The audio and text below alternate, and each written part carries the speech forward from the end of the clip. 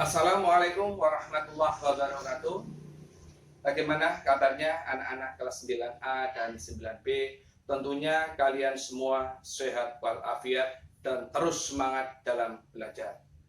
Anak-anak sekalian, pada hari ini Pak Ridwan akan mengajar materi tentang struktur cerpen dan kebahasaan cerpen. Sebelum saya menjelaskan materi tentang struktur cerpen, Pak Rid akan menyampaikan tujuan pembelajaran adalah siswa dapat menelaah dan memahami struktur dari cerpen dan juga kebahasaan cerpen. Anak-anakku sekalian, cerpen adalah cerita pendek, cerita yang isinya secara singkat, terdiri dari satu alur dan tokohnya tidak mengalami perubahan nasib. Itulah yang dimaksud dari cerpen. Nah, selanjutnya kita berbicara struktur cerpen. Struktur ini ada yang menyatakan ada 4, ada yang menyatakan 6. Nah, Pak Rid ini menjelaskan yang ada 6 biar secara rinci sehingga kalian nanti waktu mengerjakan soal penilaian akhir semester biar tahu membedakan antara struktur satu dengan yang lainnya. Anak-anakku sekalian, yang pertama struktur adalah abstrak. Abstrak ini bersifat opsional. Artinya apa? Bisa ada, bisa tidak. Nah, apa sih yang dimaksud dengan abstrak? Abstrak adalah ringkasan atau garis besar dari sebuah cerita yang digambarkan di awal. Itulah namanya abstrak. Kemudian yang kedua adalah orientasi.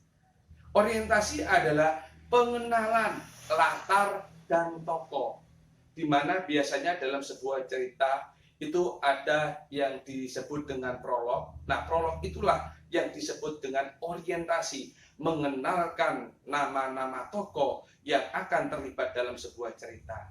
Kemudian latar, di mana cerita itu dibuat dan di mana peristiwa itu terjadi. Contohnya biasanya kita buat di suatu tempat di perkotaan ada seorang yang bernama Pak Amir. Pak Amir adalah pedagang bakso. Dia memiliki 4 anak dan seterusnya. Ini namanya pengenalan, yaitu pengenalan tokoh dan juga pengenalan latar. Yang ketiga adalah komplikasi, atau ada orang yang mengatakan ini adalah suatu urutan peristiwa. Ya, ini merupakan gabungan dari orientasi, kelanjutan dari orientasi. Nah, komplikasi di sini adalah munculnya suatu permasalahan atau disebut dengan konflik. Jadi mulainya ada konflik.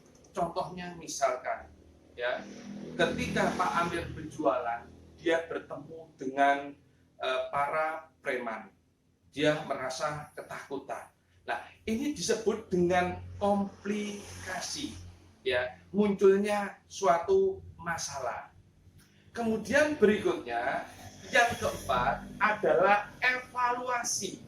Evaluasi ini bisa diartikan sebagai klimaks atau disebut dengan ketegangan mulai memuncak. Misalkan, ya, ketika Pak Amir pulang dari berjualan, dia bertemu dengan preman. Dan preman itu meminta uang kepada Pak Amir. Pak Amir tidak memberikan, akhirnya terjadi suatu perkelahian. Nah, inilah yang disebut dengan evaluasi atau disebut dengan klimaks atau disebut istilahnya ketegangan memuncak. Berikutnya, yang kelima adalah resolusi. Resolusi itu adalah pemecahan suatu masalah yang dihadapi oleh tokoh. Nah, misalkan tadi Pak Amir setelah melawan itu, kemudian Pak Amir menghindar dan menjauh dari preman tersebut untuk mencari aman. Nah, ini adalah resolusi, pemecahan ketika Pak Amir menghadapi suatu masalah, apa yang dilakukan oleh Pak Amir. Itu disebut dengan resolusi, pemecahan masalah. Yang terakhir adalah koda.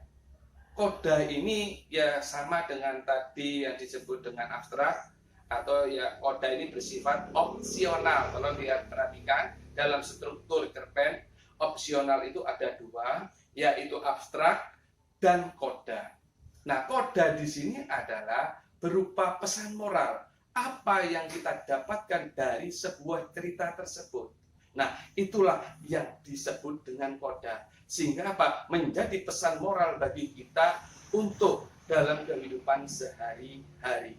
Nah, contoh kalau kita ambil tadi dari suatu cerita, apa yang kita dapatkan dari cerita Pak Anden tersebut, kita hendaknya harus berhati-hati dalam menghadapi suatu masalah. Kita harus berani menghadapi masalah untuk suatu kebenaran. Itulah dari beberapa struktur. Jadi ada 6 struktur. Yang pertama adalah abstrak, kemudian orientasi, kemudian komplikasi, kemudian evaluasi, kemudian resolusi, dan yang terakhir adalah koda.